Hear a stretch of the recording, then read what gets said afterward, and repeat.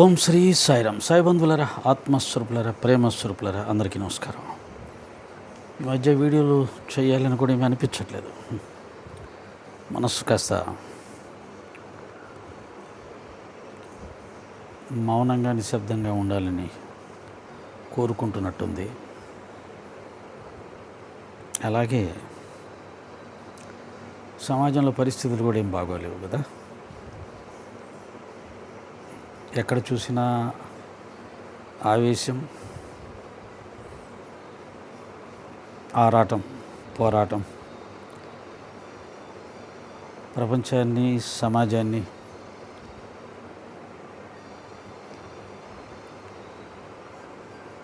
ఎటు తీసుకుపోతున్నామో తెలియదు. మంచి చెప్పేవాళ్ళు లేరు, మంచి చెప్తే వినేవాళ్ళు లేరు.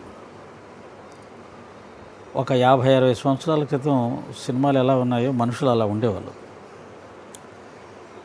ఇప్పుడు సినిమాలు ఎలా ఉన్నాయో మనుషులు అలా ఉన్నారు, లేదా మనుషులు ఎలా ఉన్నారో సినిమాలు అలా ఉంటాయి. ఒకప్పుడు సినిమాల్లో హీరోలు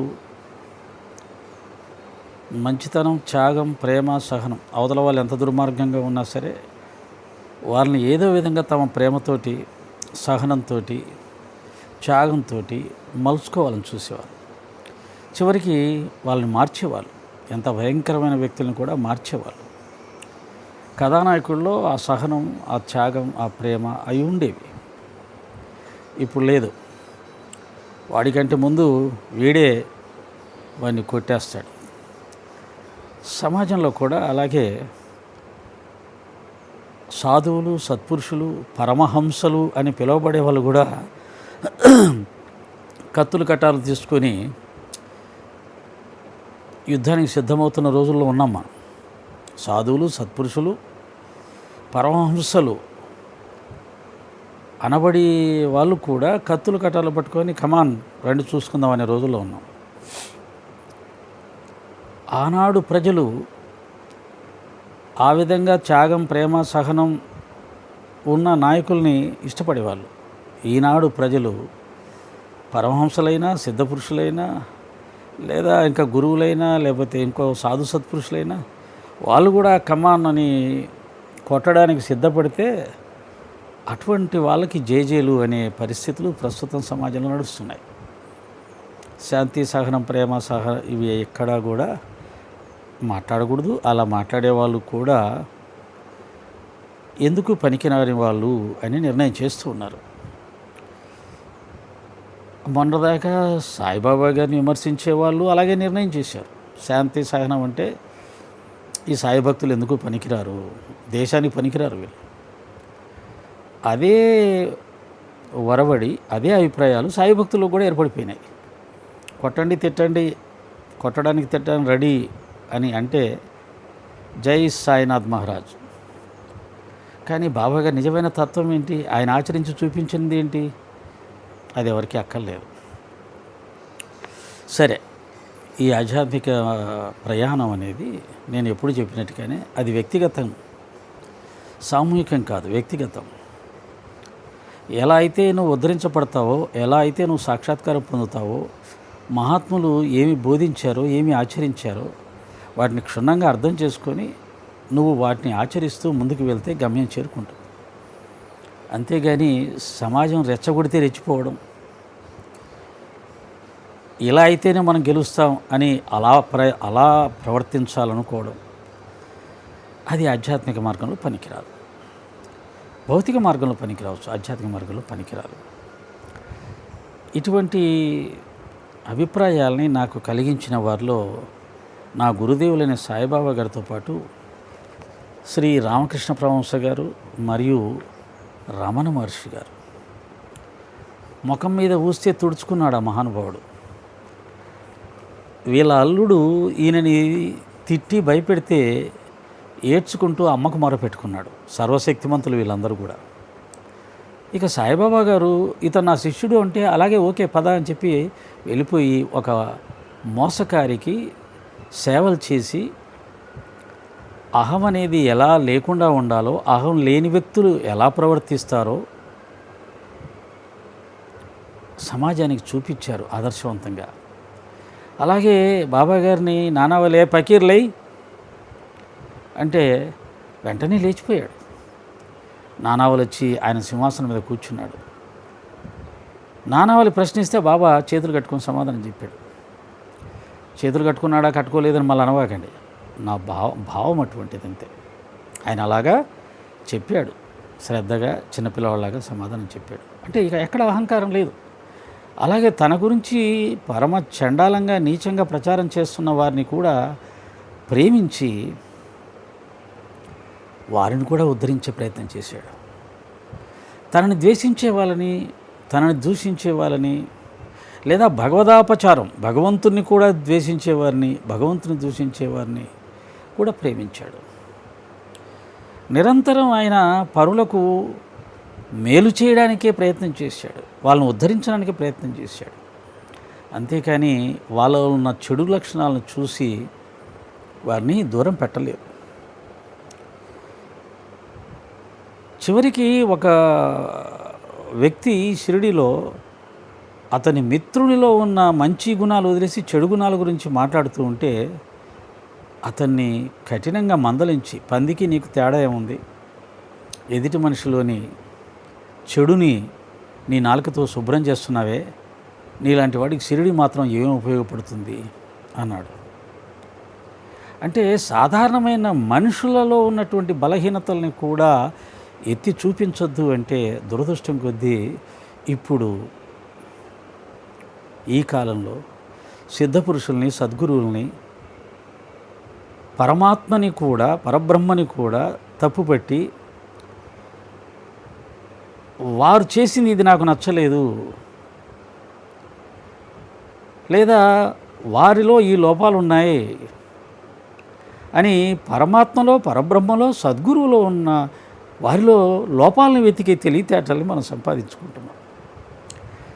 చాలా చాలా బాధాకరమైన విషయం. రాముడు, సాయినాథుల వారు ఆకాశం లాంటి వాళ్ళు. ఆకాశం అనంతం, వారు కూడా అనంతులు, అలాగే పరిపూర్ణులు. వారి పాదధూళిలో ఒక కణంగా కూడా ఉండే అర్హత లేని మనం సాయిబాబా గారిలో, శ్రీరామచంద్రునిలో దోషాలు ఎంచటం అంటే అది అహంకారం కాక జ్ఞానం అవుతుందా? కనుక ఆత్మ లక్షణాలని, దాన్ని దర్శించిన వాళ్ళ జీవన విధానాన్ని పరిశీలించి దర్శించడం వారిలాగా మనకు చేతకాకపోతే కనీసం వారిలా జీవించడం చేయగలిగితే నెమ్మదిగా గమ్యస్థానాన్ని చేరుకుంటాం. ఆ మహాత్ములు చూపిన సహనం, ఆ మహాత్ములు చూపించిన ప్రేమ, ఆ మహాత్ముల్లో కనిపించే క్షమ, ఆ మహాత్ముల్లో కనిపించే శాంతం, ప్రేమ, సమభావన, త్యాగం. శాంతము లేక సౌఖ్యము లేదన్నాడు త్యాగరాజు మహానుభావుడు. సౌఖ్యానికి, పరమశాంతికి శాంతమే సోపానం. భగవత్ సాక్షాత్కారం పొందిన మహానుభావులందరూ ఆ శాంతాన్ని సాధించి ఆ తర్వాత సాక్షాత్కారం పొందారు. ఇది ఒక్కొక్క మెట్టు ఎక్కుకుంటూ చేరాల్సినదే గమ్యస్థానం. సమాజంలో ఉన్న వాళ్ళు ఒక్కొక్క మెట్టు ఎక్కుకుంటూ పైకి చేరుకోవాలి. సన్యాసులు అన్ని మెట్లు ఒకేసారి ఎక్కే సాధన చేస్తారు. అది ఏకాంతం. ఏకాంతంలో 16వ అధ్యాయంలో బాబాగారు చెప్పినట్టుగా ఏకాంతంలో నిరంతరం ఆత్మధ్యానం చేస్తూ డైరెక్ట్గా సాక్షాత్కారం పొందుతారు. అది సన్యాసులకు. సంసారులకు ఒక్కొక్క మెట్టు ఎక్కుతూ పోవాల్సిందే. శాంతం, ప్రేమ, సమభావన, సహనం, త్యాగం, ఇలాంటి ఒక్కొక్క ఉన్నత గుణాలను అలవర్చుకుంటూ ముందుకు వెళ్ళాలి. ఇవి అంత సులభంగా రావు. మన సంస్కారాలు వీటిని అంత తొందరగా స్వీకరించవు. ఇంకా ప్రపంచంలో ఉన్న పరిస్థితులను చూసినప్పుడు అలా ఉంటే బతకలేము, ఇలా ఉంటే బతకలేము, ఇలా అయితేనే గెలుస్తాము, అలా అయితేనే గెలుస్తాము అని మనని మనం మోసం చేసుకుంటూ అందరిలో అంటే అవతల వాళ్ళలో దుర్మార్గం ఉంటే ఆ దుర్మార్గాన్ని మనం స్వీకరిస్తాం, అవతల వాళ్ళలో అహంకారం ఉంటే ఆ అహంకారాన్ని మనం స్వీకరిస్తాం, అవతల వాళ్ళలో ఆ విధమైన క్రోధం ఉంటే మనం ఆ క్రోధాన్ని స్వీకరిస్తాం. ఎందుకంటే క్రోధంతో క్రోధాన్ని జయించగలుగుతాం. నిజమే, భౌతిక జీవితంలో కత్తి పట్టుకున్న వాడితో యుద్ధం చేయాలంటే కత్తి పట్టుకోవాల్సిందే. ఆధ్యాత్మిక జీవితం అలా కాదు. భార్గవరాముడి యొక్క తండ్రి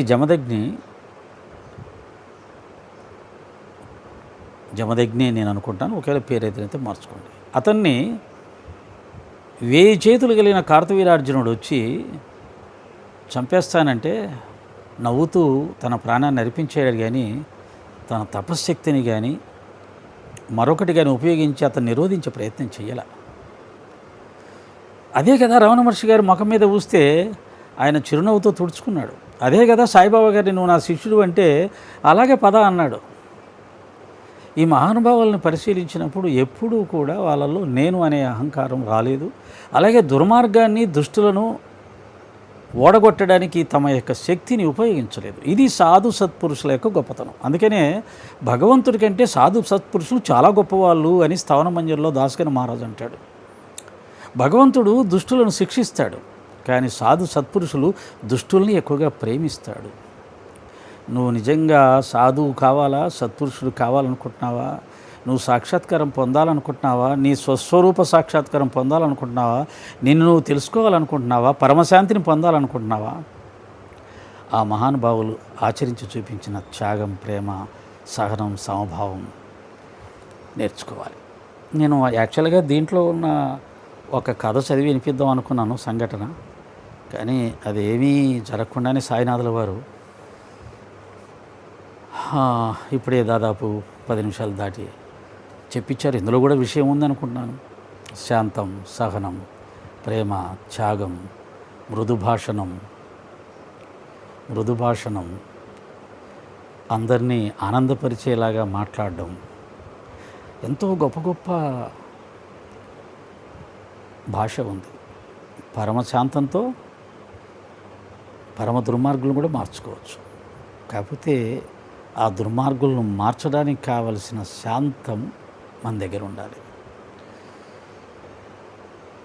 సాయిరాం.